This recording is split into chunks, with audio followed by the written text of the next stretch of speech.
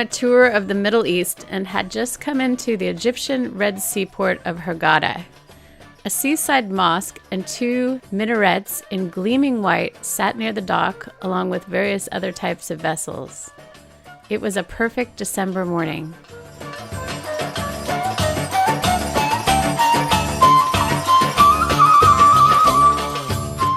After we docked and had breakfast, we went back to our staterooms to finish packing for an overnight stay in Egypt. We had to choose clothing and other items to take with us for another exciting adventure on this amazing family trip. We met in the lobby. I was really excited to be going on shore. We each received bags of airplane snacks from Cliff, the head of the wait staff, as we left our ship, the Cleo. Captain Tino greeted us as we went down onto the shore. We walked across the port and went over and climbed aboard a tour bus. We were going to the Hurghada airport.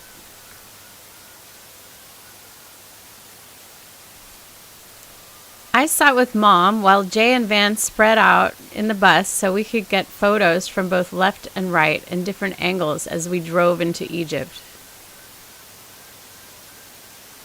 Now listen as our Egyptian tour guide Hussein gives us our morning briefing. Hurghada, where we are, is a big port city. It does nothing besides fishing and tourism. As a matter of fact, before 1990, when they extended a pipeline of fresh water from the Nile from Luxor to here, before that it was just a small fishing village. Didn't even have a population of 20,000. Almost all the famous hotel chains do have hotels or resorts in Hurghada. Most of the tourists, the European tourists that come here, mostly are from Eastern Europe because it's a very cheap destination. You could get a charter flight with 6 days bed and breakfast in 4 or even sometimes 5-star hotels, including the flight, bed and breakfast for a week for $1,000. The largest number of expats that live in Egypt are mostly concentrated in 2 cities. Cairo, of course, because of all the diplomatic missions and all the foreign companies that are based in Cairo. The second largest community of expats, mostly Europeans, is in Hurghada. People come and live and settle and not just visit and go back. There's quite a big community, maybe up to 15,000 expats that live in Hurghada. Our drive now is only like 10 minutes more to get to the airport. Look at the pig. We will check in bus by bus. Our 4 tour groups on 4 tour buses drove through Hurghada going to the airport. We passed an interesting statue as we went along the modern road. We stopped at a security checkpoint where our police escort pulled in between our bus and the one in front. We always had very visible security wherever we went on our tour in Egypt.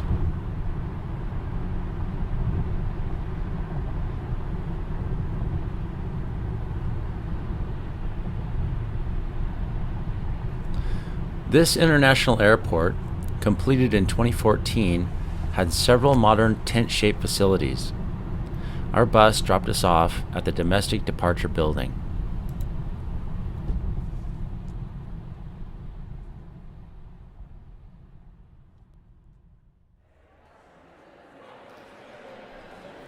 Inside, we got our boarding passes. We were flying from Hurghada to the fabled royal city of Luxor.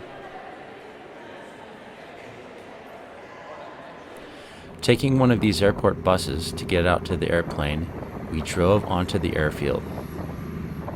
Our flight was on a private jet.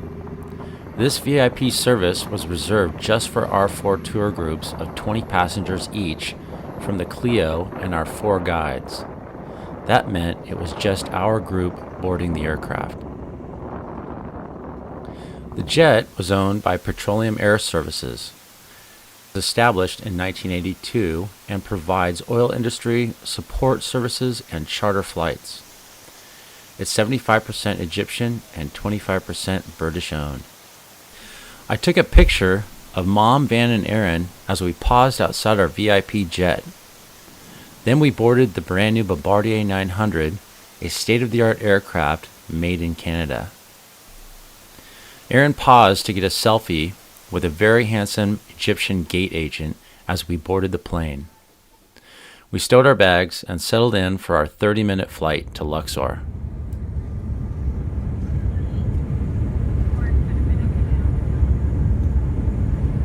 The Red Sea and the city of Hurghada grew smaller as we swiftly ascended. We could see those tent-shaped facilities and the road below us.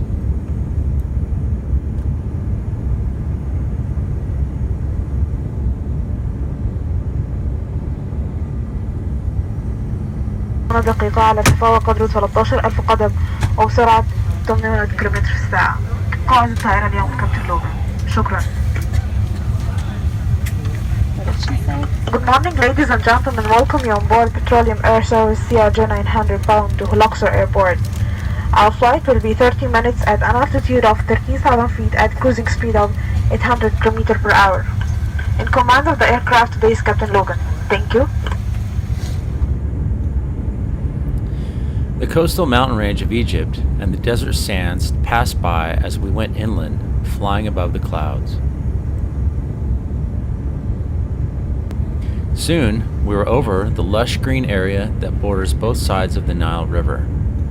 Then we came in for a landing at the Luxor airport. It sits in the vast sands of the Sahara Desert, the largest sand desert in the world. The Sahara covers an area of northern Africa larger than the lower 48 United States.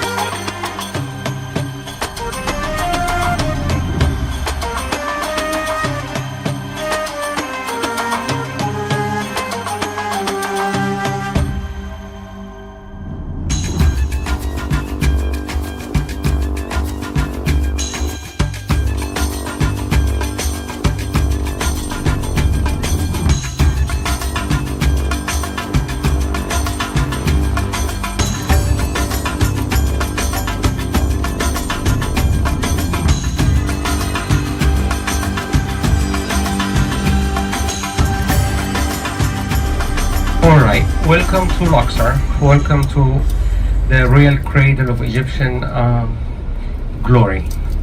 Not as old as Giza, but yet old enough. Egypt had a large empire 3,500 years ago. And that ancient Egyptian empire during the 15th, 14th, 13th, and 12th centuries BCE included bits of modern days Libya, all of modern days Egypt, all of modern days Sudan, all of modern days Syria, Israel, Jordan, all the way to the Euphrates in Iraq. And during that time, pharaohs were in power. Where did they rule from? Thebes. What is Thebes? Modern days Luxor, where we are. And as we said, that modern days Luxor has a population of about 750,000. Most of them work in either agriculture field or one way or another in tourism. In here, if you look to the right or to the left of the bus, we'll just slow down for a second. There's an avenue, this little one, on both sides, and it used to be lined with thousands of little sphinx that go right and left, and it connects the small temple of Luxor, which is on the left hand side, which is south, which is right next to our hotel, all the way about 1.5 miles to the right hand side, and this is where the temple of Karnak is. So the two temples were connected through a 1.5 mile avenue. Our first stop in Luxor was the enormous religious center of Karnak, the largest and most sacred open-air museum in Egypt. It's also a UNESCO World Heritage Site. The bus dropped us off at the new reception building for Karnak. Inside was a large diorama showing the huge pylon entry walls fronted by a line of sphinxes. Beginning in 2055 BCE, 30 pharaohs continued till Roman times to worship at the sacred center at Karnak. It ultimately covered 247 acres and is one of the largest religious complexes in the world. Even though it's mostly destroyed, it's an awesome experience to visit this precinct dedicated to the Egyptian god Amun-Ra. Brightly painted and carved, this was the premier temple complex in ancient times. In 30 BCE, Egypt was annexed into the Roman Empire when the last Egyptian pharaoh, Cleopatra, died. 350 years later, Roman Emperor Constantine recognized the Christian religion. Subsequently, the order went out to close all pagan temples throughout the Roman Empire, including those in Egypt. Now, nearly 4,000 years since it was begun, we came with our family to share the epic experience of walking into the great temple of Amun-Ra at Karnak. We passed the two lines of sphinxes that have greeted people here through the ages. Beyond them are the enormous pylons that announce this most sacred of places. Our guide Hassan gave us our tickets to this World Heritage Site. Then we proceeded through the entry.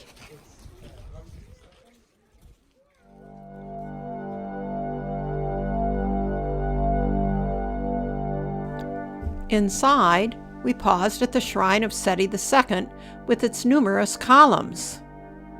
Across from it was the shrine of Ramses II, his two statues flanking the doorway.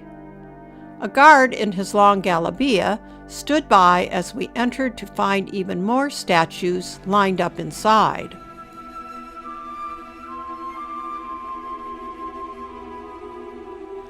Back out to the long aisle, we came to two more mammoth Ramses II, called the Great because of his powerful 67-year reign. They flanked the entrance to the colossal Great Hypostyle Hall. They guard 134 massive columns arranged in 16 rows.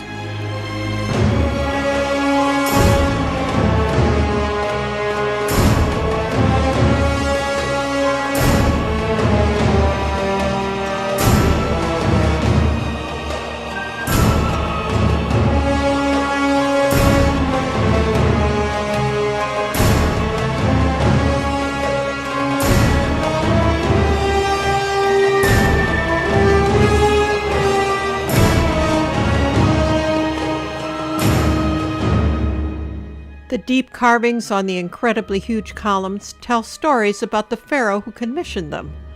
The crossing beams on top of these sandstone columns are estimated to weigh 70 tons. These architraves may have been lifted onto the columns using levers. It would have required great engineering to reach such great heights. An alternative theory is that they were moved on large ramps of sand. This method may also have been used to raise the enormous obelisks located around the temple. Pharaohs dedicated their shrines here to Amun-Ra.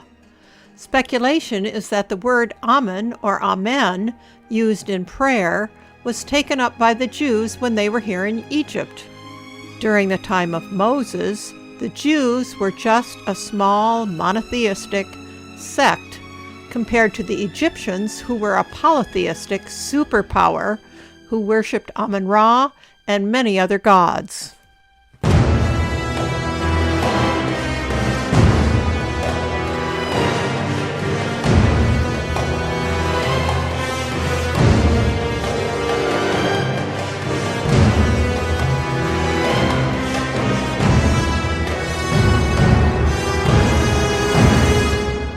Successive pharaohs erected their dedications in this temple, sometimes defacing or replacing previous rulers' faces and hieroglyphics with their own to magnify their accomplishments.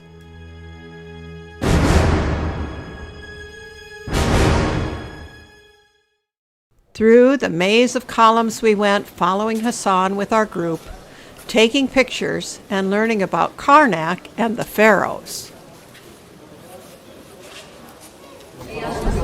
Here, there should not be even an inch without inscriptions, unless it's plastered over or restored. But originally, every inch was carved and just left like that. It was painful. So just the amount of writings and the amount of artwork that is being used, as well as the architecture and the labor, and impressive. 4 pharaohs continued working one after another on this room, and those 4 pharaohs were Seti, S-E-T-I, Seti first, that's a Greek pharaoh, and he was actually the father of Ramses II, so father and the son. Then we have a pharaoh called Amenhotep III, and he was the grandfather of Tutankhamun. So those 4 pharaohs, Seti, Ramses, Amenhotep, King Tut, 4 of them did work here. One of those 4, Ramses II, lived to be 93, and he actually, I will tell you the reason. Well, that's what I think. He was in power. It's good to be a king, right? He was in power for 67 years. He left a legacy.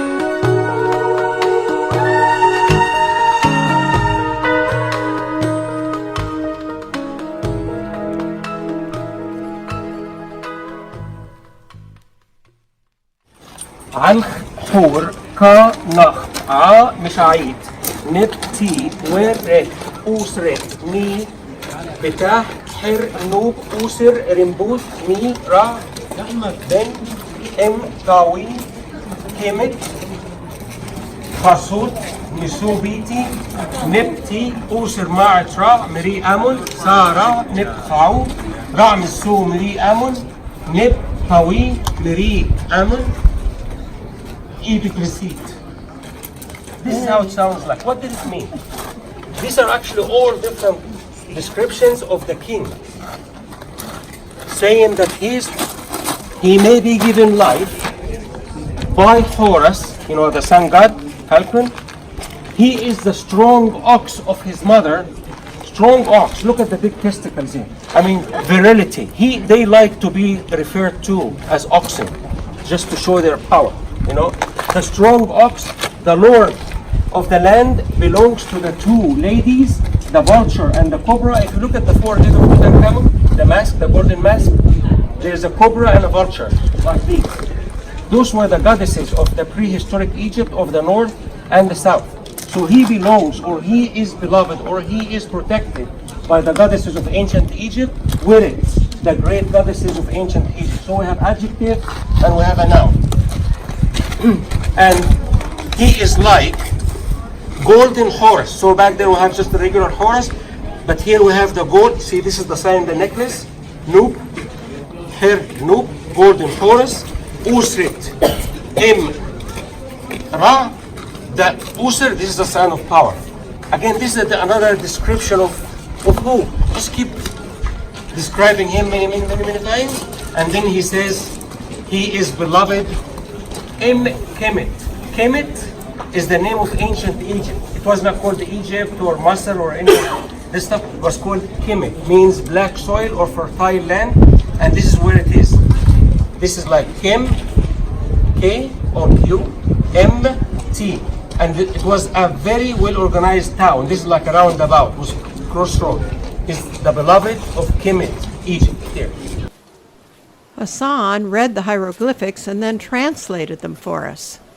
The deeply carved glyphs proclaimed the strength of Tutmoses III, using the various gods like Horus the falcon to show his power. Nearby was the top of the fallen pink granite obelisk of Pharaoh Hetsepshut. It originally reached 97 feet and was one of 4 of this pharaoh. She was a powerful ruler and the stepmother of Tutmoses III. He was the grandfather of Tutankhamun. Their dynasty was well represented here. After examining her toppled obelisk, we were given free time to wander the temple complex on our own.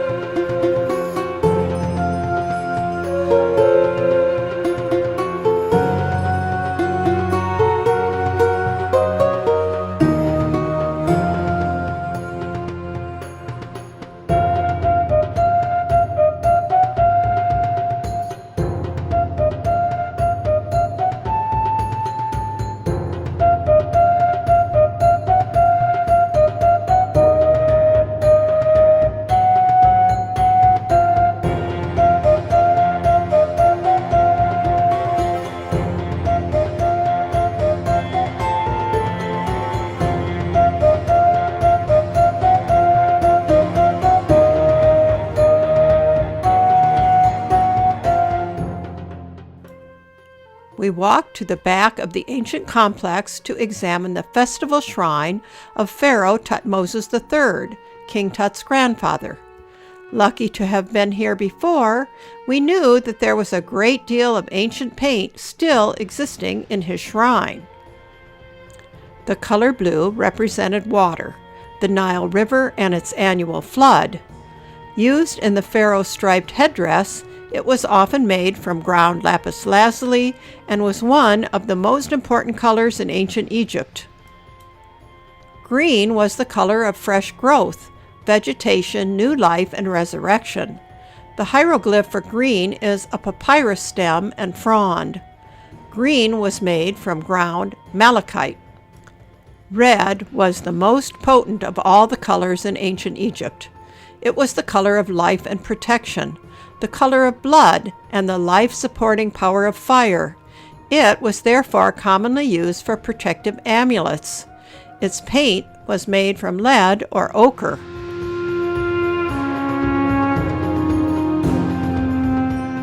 As we meandered, we came upon a guard in his long galabeya walking through the shrine. Always ready to make a friend, Aaron got a picture with this smiling Egyptian.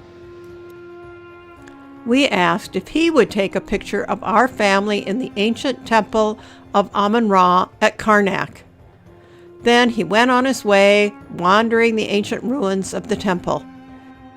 It was almost time to reunite with our group, so we went back looking for the green doorway that we knew would lead us into the main sanctuary.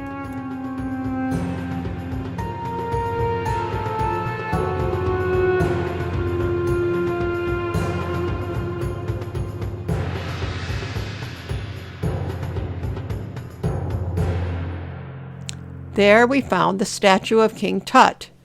It looks just like a wood carving that was found in Tut's tomb in the Valley of the Kings. He stands with his wife near the huge obelisk of Pharaoh Hetsepshut. Her obelisk is the tallest in the Temple of Karnak and has stood for 3,500 years. This giant is one of a pair. The tip of its companion we'd seen earlier laying on its side near the sacred lake. One of Luxor's other obelisks was taken by Napoleon to Paris. It's in the Place de la Concorde. Another was removed to Istanbul and stands in the Hippodrome there. Going back toward the entrance to leave Karnak, we once again passed through the maze of hypostyle columns and saw some graffiti carved into them by visitors from the 19th century. Dazzled, we continued down the long aisle and went to find Hassan and our group.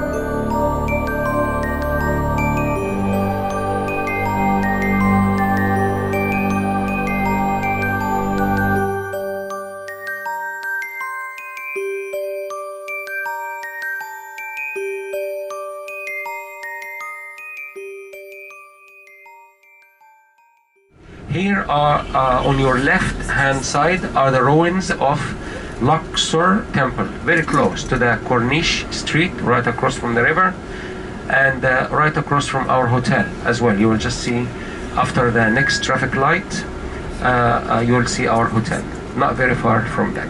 There's an obelisk back there in front of the pylon of the temple. There used to be two obelisks. One of them is in France, in La Place de la Concorde now, and it was taken from right there, from that place. Inside the temple, there is a mosque with a small dome and two minarets. One of them seems much older than the other one, and that mosque is built right inside the temple, but it was built about 800 years ago. So here is a traffic light. Once we go through that traffic light, we will see our hotel right there on the left-hand side. So the hotel is only like 1 block away from the temple. So when you get out of the hotel, you turn right. Next traffic light across the street will be the temple. Here's our hotel on the left side. We will just have to do a U-turn to come to the entrance. Our bus drove through Luxor, turned a corner, and then we were next to the promenade along the Nile River. Across in the distance we could see the hills that surrounded the Valley of the Kings and the Valley of the Queens. Over there were the tombs of the pharaohs and their families. Then we stopped in front of the famous Winter Palace Hotel, completed in 1907. On these very steps, Howard Carter announced progress on his discovery of Tutankhamun's tomb in 1922. Inside, we walked through the Edwardian reception area decorated for the Christmas holiday.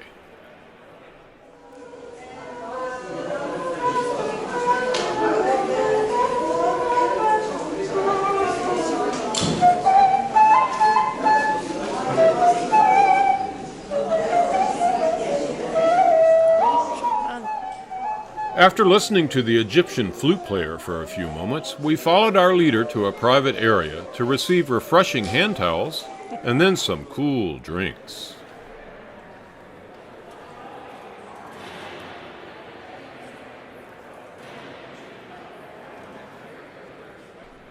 This room was beautifully decorated with period paintings and furnishings.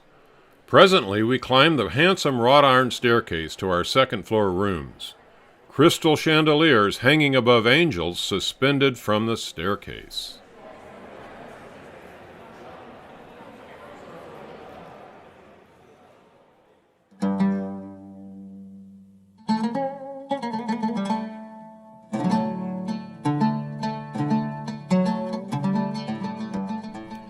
We had elegantly furnished rooms that overlooked the Nile.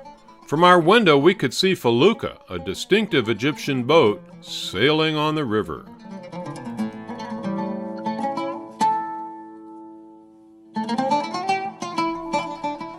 There was a large wardrobe for our clothing and a marble bathroom furnished with a rose and a box filled with toiletries.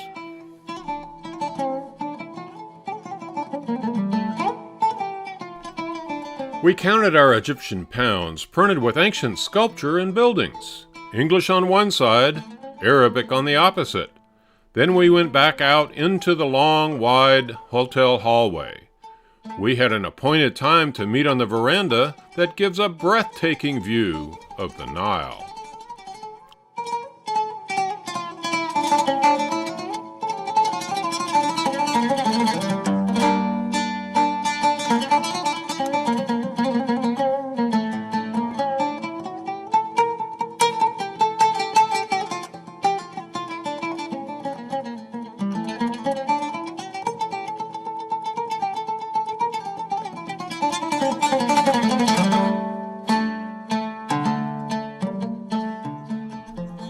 We had arrived for a sunset tea at the Winter Palace Hotel.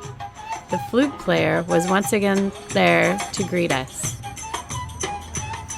Tiered tea trays were laden with little sandwiches, cream puffs, and cakes. We were escorted to our scrumptiously laden table for 4 on the veranda.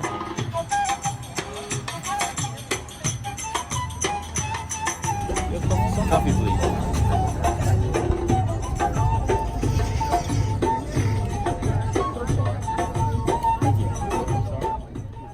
Once again, our family felt fortunate to be enjoying this classic experience.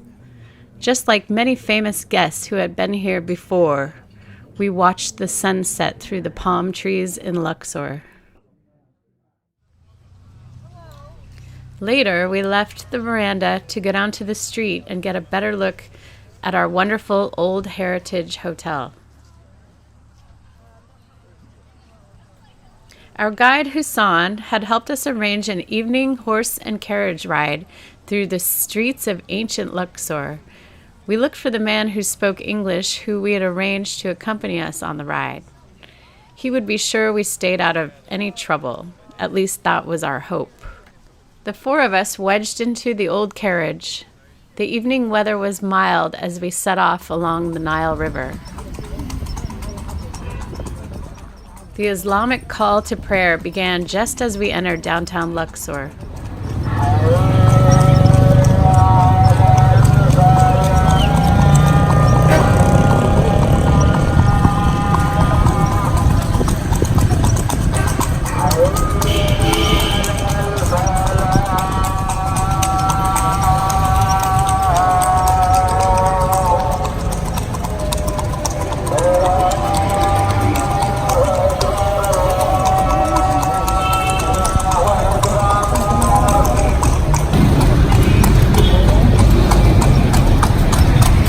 Some shops are open and some closed.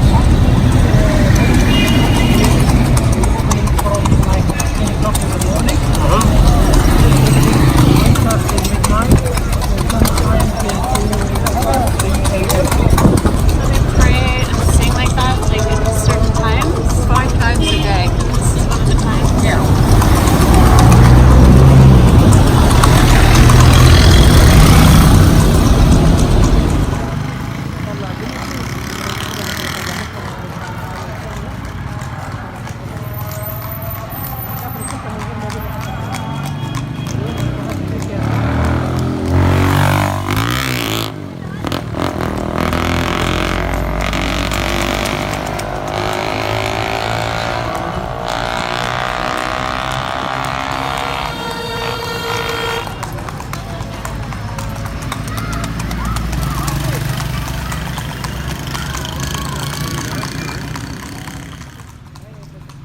We came to the Luxor train station with a giant vulture sculpture, a symbol of Egypt, spread across the top of the building.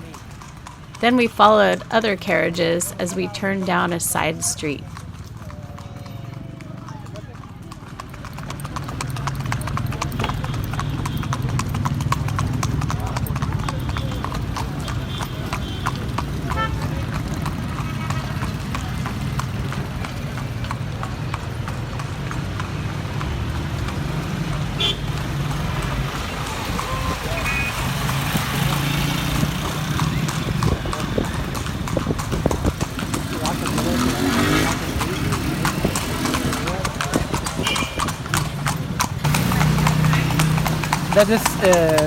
We're going now to the oldest area in Luxor, which you can find most of the houses very old, and there are some houses built from mud brick. That is because the weather here, as I told you, it's very hot in summertime. For that reason, the mud brick like this, it's giving cool in the hottest time in Luxor.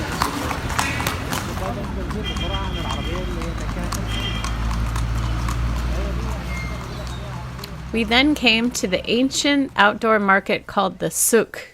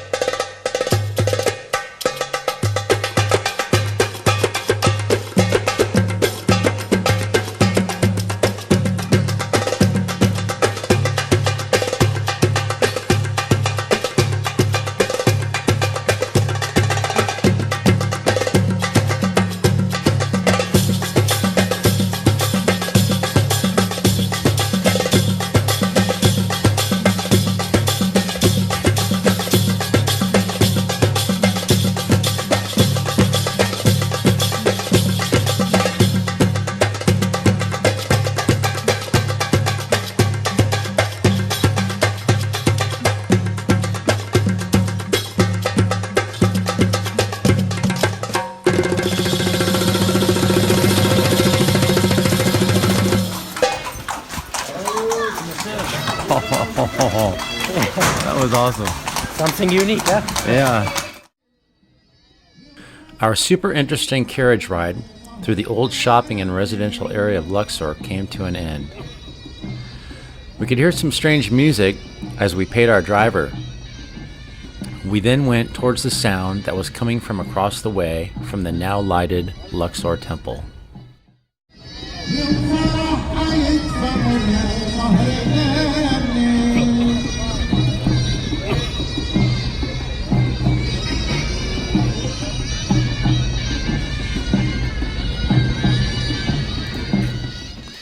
We had come upon the National Tahtib Festival. This is a traditional stick-fighting martial art folk dance. It's practiced mostly in this part of Egypt and is one of the oldest martial arts in the world. 5,000-year-old engravings dating from the time of the first pharaohs show men practicing like this. Today's modern version continues to practice the same as these ancient engravings. It's believed that tahtib was one of the 3 disciplines for the pharaoh's army. They included archery, wrestling, and fighting using long sticks. This music includes drums and the distinctive ancient Egyptian flute called the arghul. This flute also dates from the time of the pharaohs.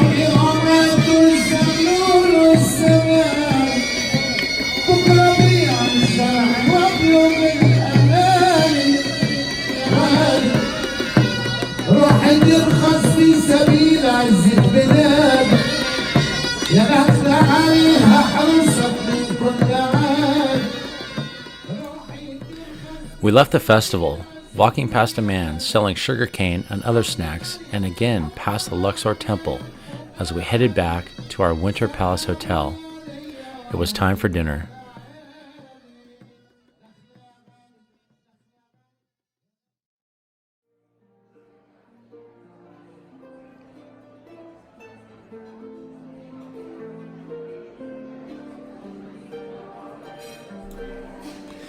We freshened up a bit and then went to the hotel's Corniche restaurant at our appointed time.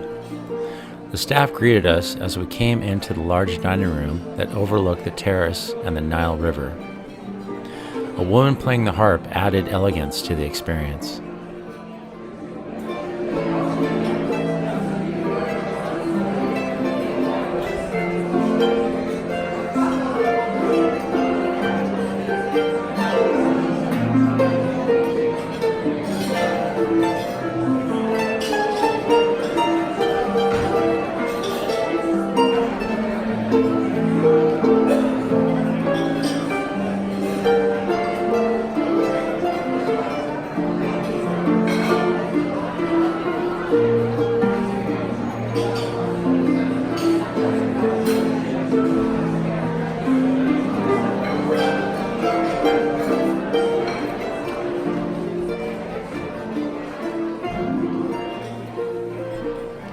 After dinner, it was time for a drink in the Royal Bar.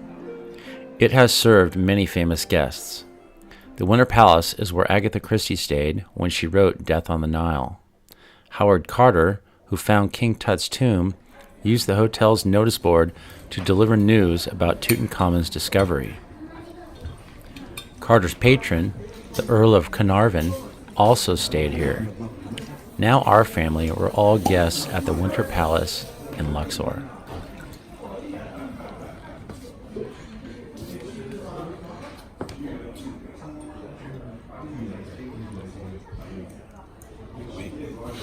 Very nice. Thank you.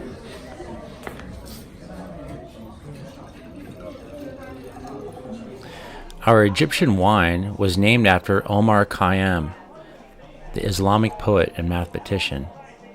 We also had Saqqara beer, named for the first Egyptian pyramid. We celebrated an unforgettable day.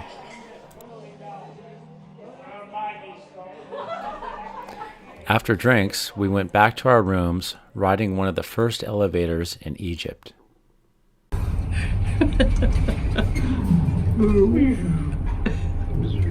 Sounds like something from Star Wars. Like the trash compactor. Wow, that's pretty cool.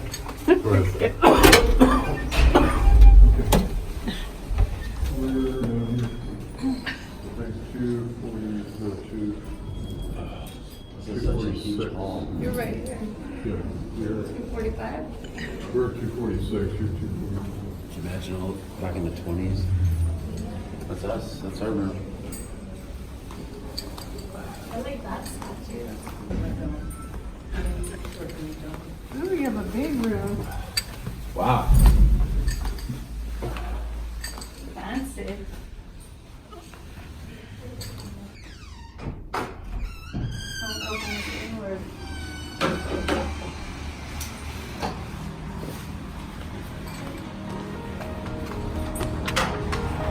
Romantic.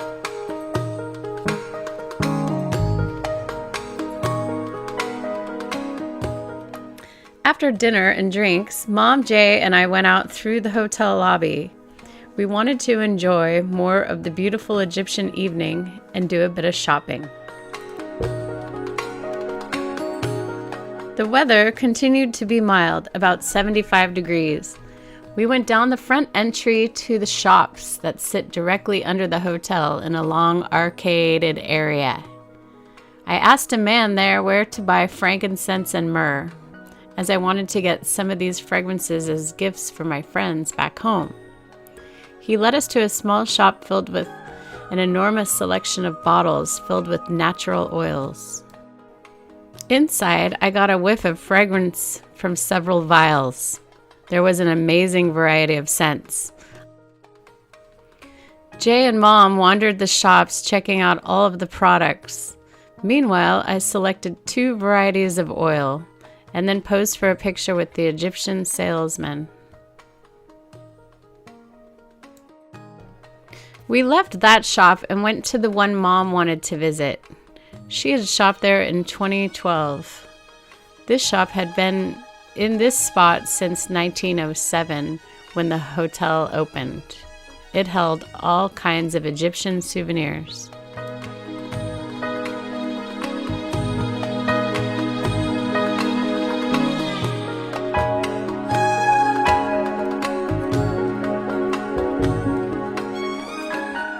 Mom found inlaid jewelry boxes she had come back for and bought a couple.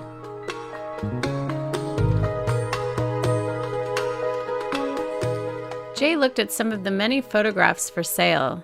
The first owner of the shop was one of the early photographers in Luxor.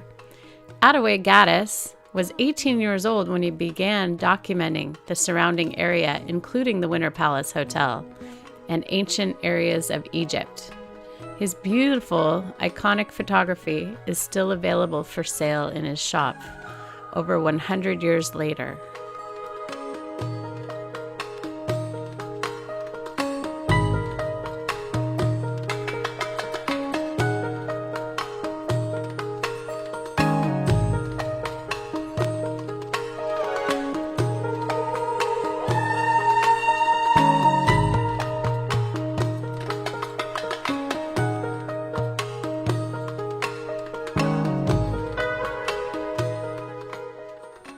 We all bought souvenirs from the Gaddis store and then went back to the hotel to our rooms. The next day, we were going to the Valley of the Kings.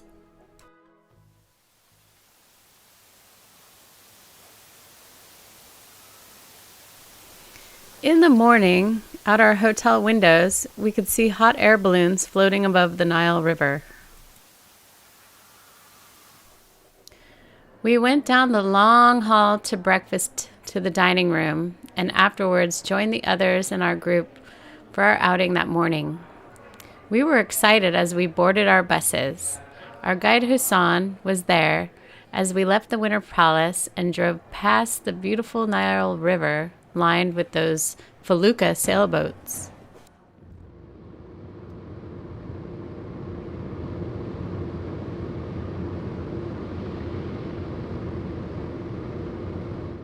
Look at that. 4,600 miles. That's how long the river is. Starts in Lake Victoria, Lake Albert, the source of the river, and it goes through 7 countries before it comes to Egypt. Egypt is the last before it exits in the Mediterranean further north. People go to work still on their donkey carts or just on the donkey backs. Not very many tractors or machinery are used in here yet. Most of the stuff will be done by hand.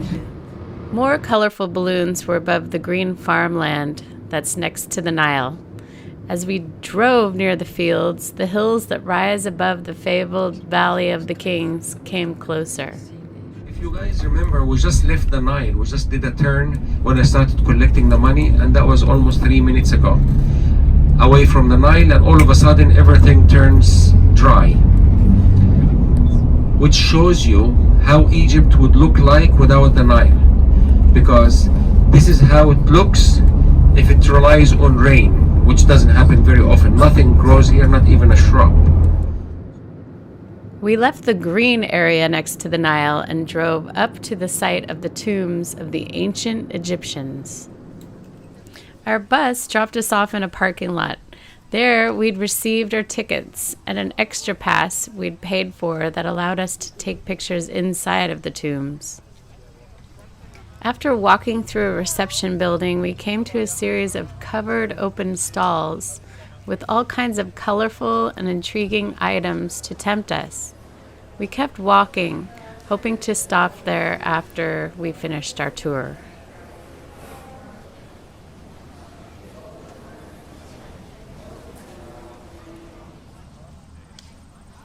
Then we came upon small tourist trains that we boarded that took us up to the tombs. The Valley of the Kings is one of Egypt's premier tourist attractions. Its modern facilities reflect this importance.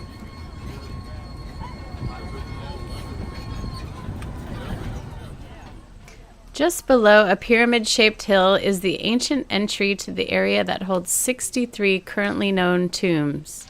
Of course, the pharaohs are the most important people buried here. There are signs pointing to the various tombs.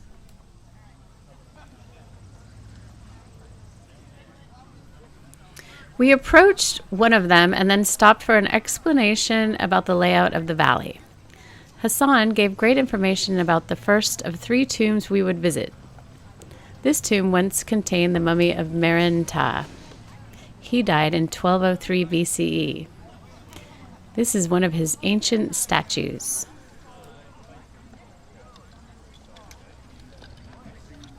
This is his mummy. According to some traditions, this pharaoh drowned while chasing Moses across the Red Sea during the ancient Jewish Exodus. The statue and mummy are now housed in the Cairo Museum. We walked up the hill to the entrance to Tut's now empty tomb.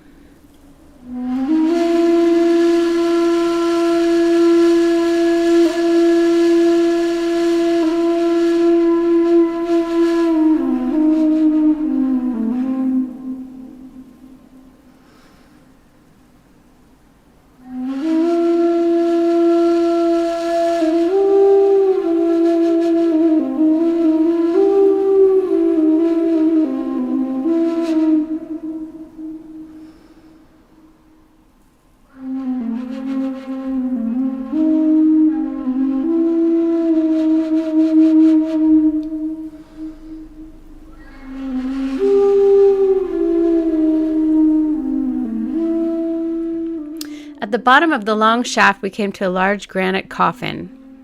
It's been reassembled from fragments. It was destroyed by tomb raiders in the ancient times. The front and rear walls of this burial chamber contain multiple niches that held statues and jars containing stomach, intestines, lungs, and liver.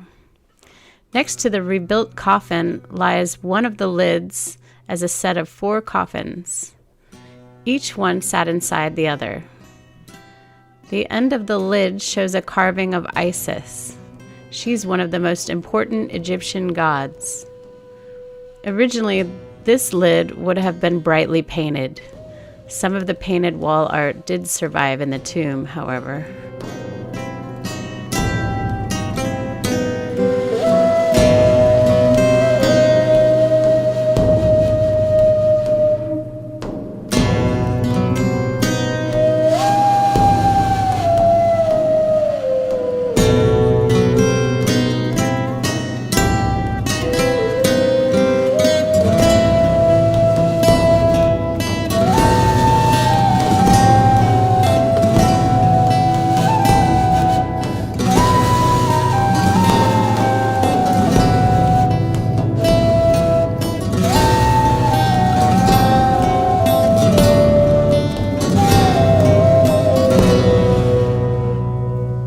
Leaving Merentas' tomb, we came back up to the gate.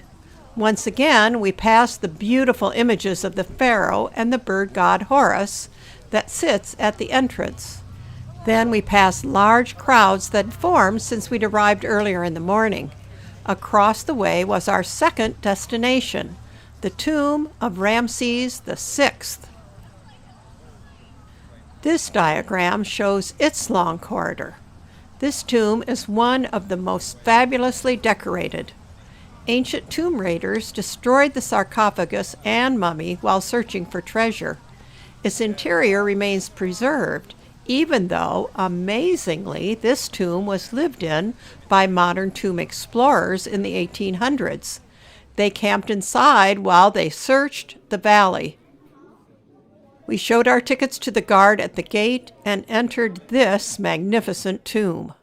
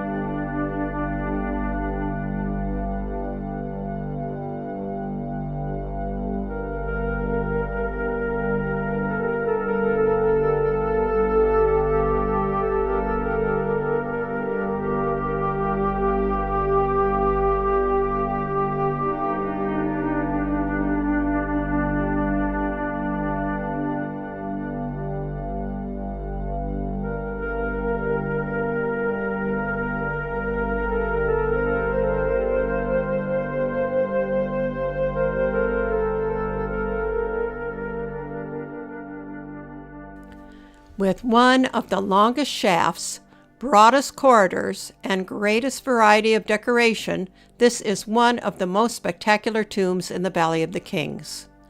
Begun for Ramses V, it was converted for Ramses VI. It's a feast for the eyes. Most of the surface is covered with intact hieroglyphics and paintings. There's a magnificent columned entry hall that features the pharaoh and various deities in marvelous scenes. The blue made from ground lapis lazuli is prominent. Red ochre discs and gold enhance the figures that are currently lighted with electricity. However, oil lamps would originally have given a haunting glow to this fabulously decorated tomb.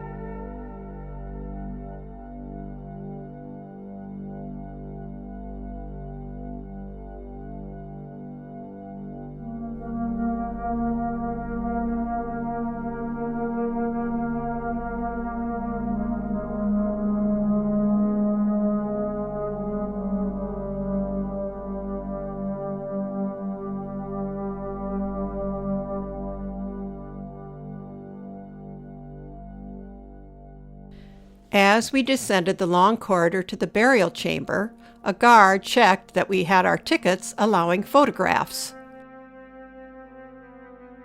We asked him to take a picture of our family with the coffin of Ramses VI in the background. Beyond were the remains of the broken coffin lid. This is the destruction from the tomb raiders that ransacked this tomb just 20 years after it was sealed for eternity. The mummy of Ramses VI once rested in this broken coffin. In ancient times, after discovery of the tomb's destruction, his mummy was moved to another tomb. It was recovered in 1898. A medical examination of the mummy revealed that Ramses VI died around age 40. The texts inside the tomb have been taken from the Book of Gates, Book of Caverns, Book of the Heavens, and the Book of the Earth. All written in hieroglyphics, they illustrate, with vignettes, scenes depicting the pharaoh and his journey into the afterlife.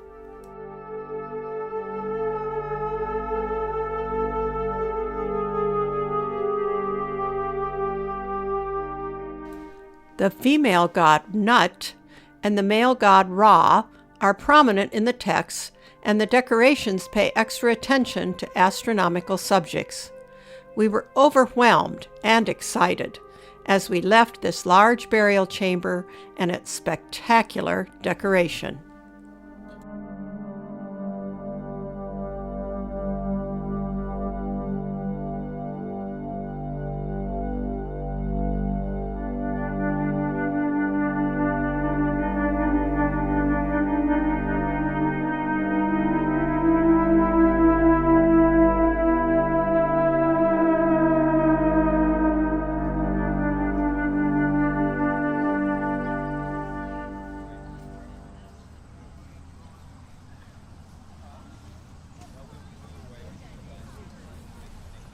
Our third and last tomb was nearby.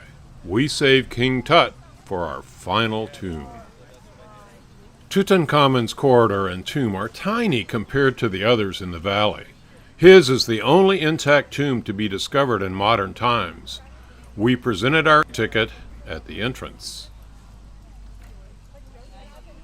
We had brought a pharaoh's hat to wear for our family visit and in celebration of King Tut. We entered the tomb with glorious Egyptian ceremony.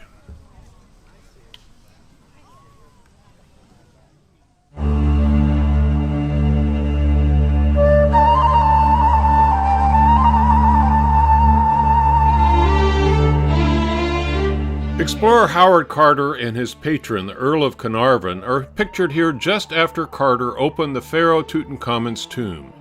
Carnarvon asked, "Can you see anything?" Carter replied, "Yes, wonderful things."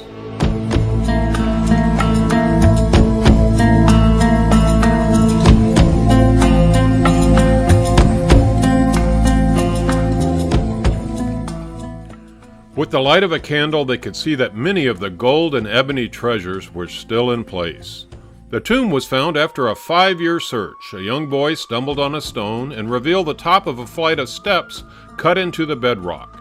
2 weeks later, on November 23, 1922, after waiting for Carnarvon to arrive, they broke through the wax seal. Tut's mummy revealed he was 5'6" and that he had a deformed left foot that probably forced him to walk with a cane. Many canes were found in his tomb, along with 3 nested golden coffins. Tut's father was the controversial pharaoh Akhenaten. He switched from many gods to the single god Aten. Some believe his mother was the amazing Nefertiti, though that too is controversial and disputed. The astounding contents of Tut's tomb were carried up and out into the Egyptian sunshine for the first time since 1323 BCE, 3,246 years after Tut's death.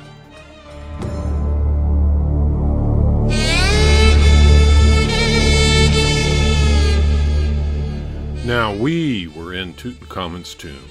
A climate control box contained one of his nested golden coffins.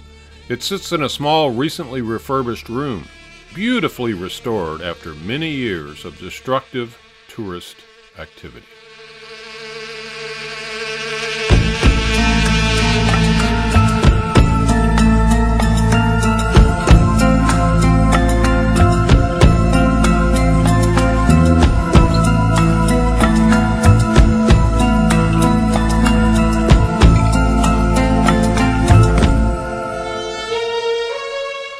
Often referred to as the Boy King, Tut died at 19 years old. Tut's mummy now rests in a special room in the Cairo Museum.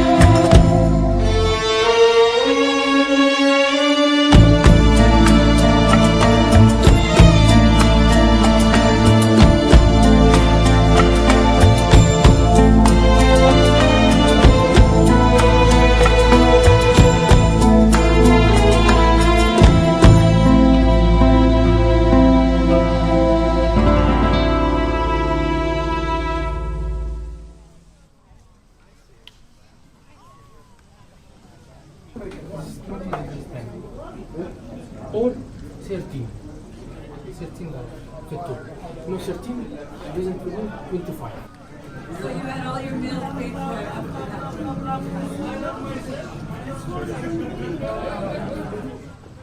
We did stop briefly at the shopping arcade before we departed from the Valley of the Kings. Aaron bought some cats, and Jay got a dashing white scarf just before we reboarded our bus.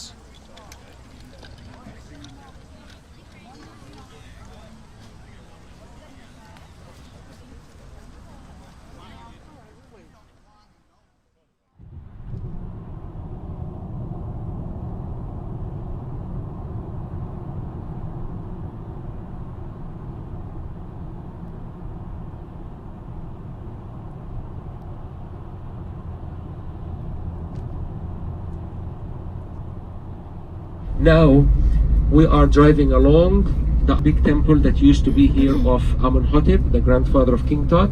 Some statues are still being unearthed at the minute. There's an expedition working here, and all these pieces waiting for like a big jigsaw puzzle.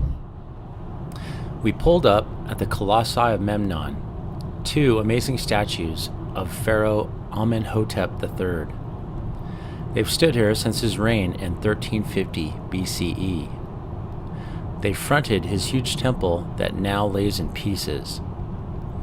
That temple, along with other statues, were buried by ancient earthquakes and floods that are currently being excavated from the sand. A famous 1840s lithograph shows the colossi during the flood of the Nile. The Aswan Dam now prevents such floods. As we walked through an entrance gate, the Islamic call to prayer began. Ahead of us stood two 60-foot-high and awesome seated pharaohs that have survived for over 3,400 years. They look their age, but the distinctive headdresses reveal they are the pharaoh. The statues came overland from a quarry near Cairo. At 720 tons each, they were too heavy to come by boat. Their name comes from the ancient times when they were mistaken for Memnon, a hero of the Trojan War. Amenhotep III was King Tut's grandfather. Tut's grandmother, Queen Tai, is the small statue standing next to her husband's leg. She was the first queen to have her name recorded on official Egyptian documents. Her statues reveal that she was a very beautiful Nubian princess. Her mummy, identified in 2010, is called the most beautiful of all the royal mummies found. This is a statue of Amenhotep III, preserved and not eroded like the Colossi, and gives an idea of what he looked like. This side panel detail shows relief images of the deity Hapi. Most areas are very worn down from the thousands of years of the elements and birds that roost on the laps and in the crevices of the statues.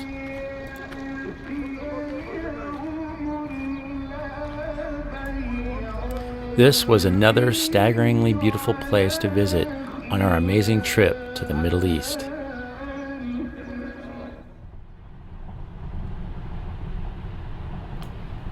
We drove through a residential neighborhood going back toward the riverfront of the Nile. We were headed for a home of an Egyptian family. They were to host us with local food prepared just for our group in their typical house. It was interesting to see the mixture of small shops, street food, and various style buildings as we drove through Luxor.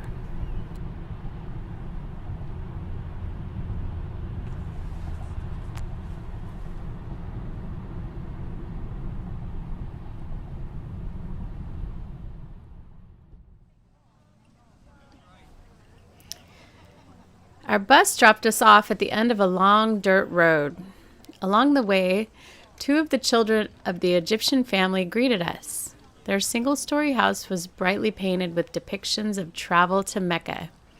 The journey to Mecca would be for the Hajj, the holy Islamic pilgrimage. This was a Muslim home. He said, I'm Nubi, Dad. I said, but who are you? He said, Muhammad. So Muhammad, or Nubi, if you want to call him like that, is our host. And the lady here, salam alaikum, is his wife, and they will be our host. If you want to... Thank you. Thank you very much. Taha, which by the way is another name of the Prophet.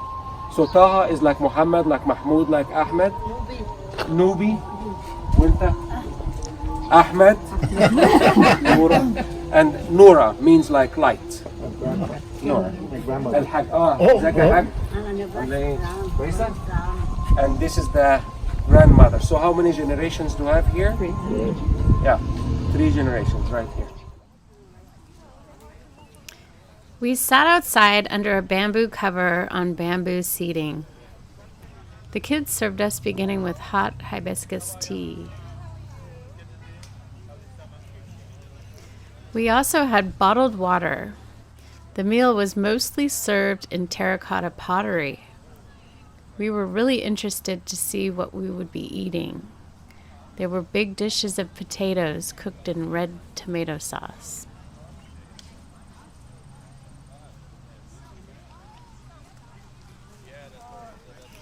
There was okra that had been cooked into a kind of gravy. More okra was stuffed with greens and grilled. There were large bowls of rice. The hot dishes were served on discs made from dried baked mud. The main course was beef cooked with onions and carrots. Every one of the dishes was absolutely delicious.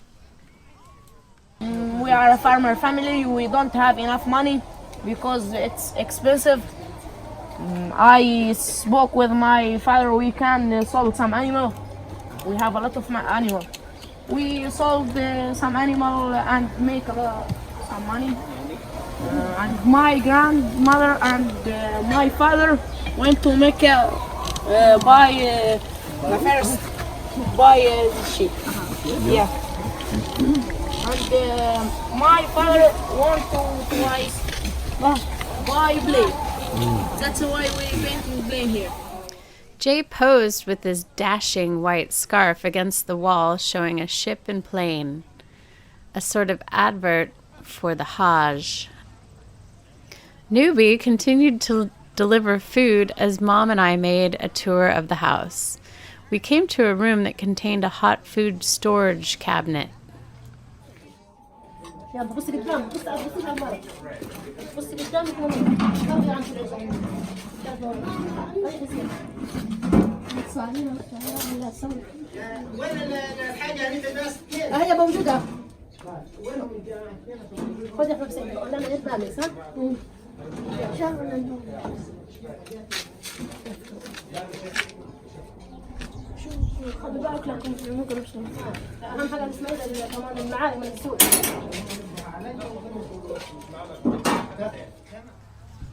The house was made of mud bricks plastered and painted.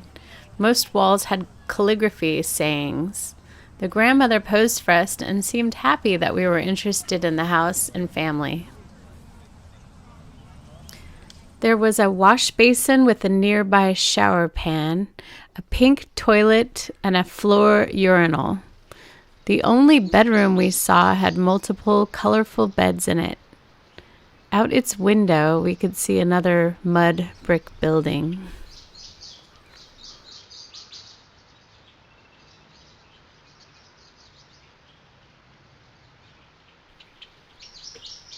Beyond that were more buildings and a nearby mud outdoor oven. Calligraphy and a handprint decorated the oven.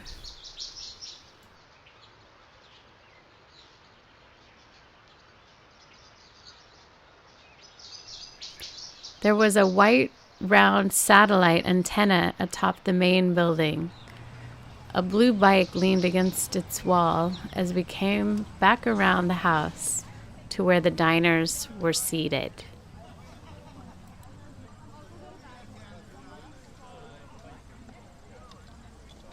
Our hostess, now no longer busy, signaled us to come back indoors. She showed us her inside stove filled with pans, a sink, and a cobweb-covered storage rack. This was her busy Egyptian home.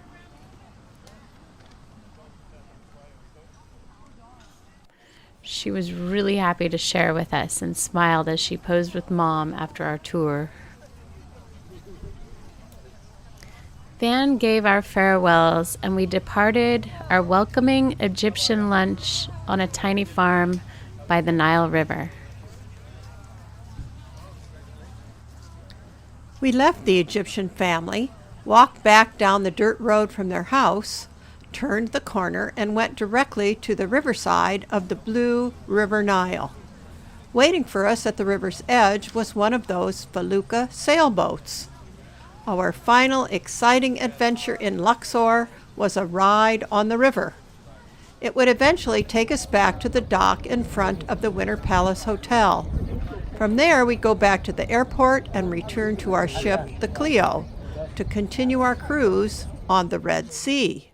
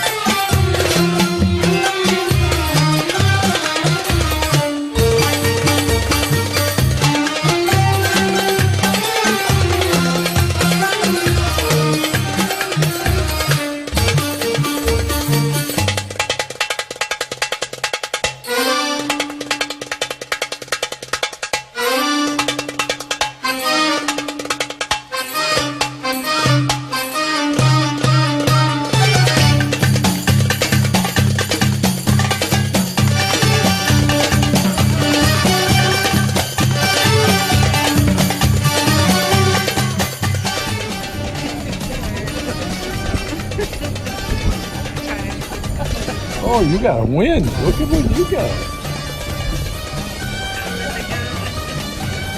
That's good.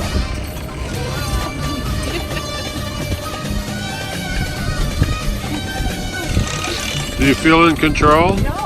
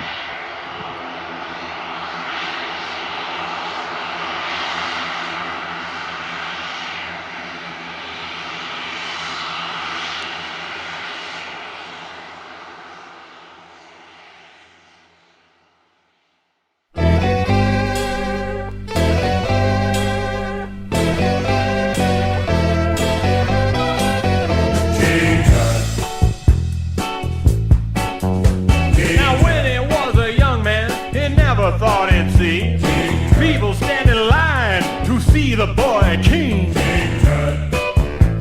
How'd you get so funky? Did you do the monkey? Born in Arizona, moved to Babylonia. Now if I'd known they'd line up just to see him, I'd taken all my money and bought me a museum.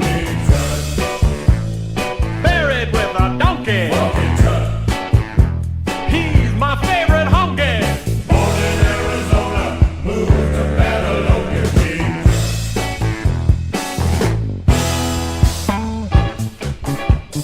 Dancing by the Nile,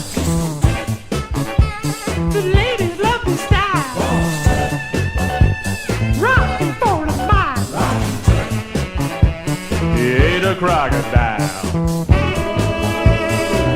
His life for tourism.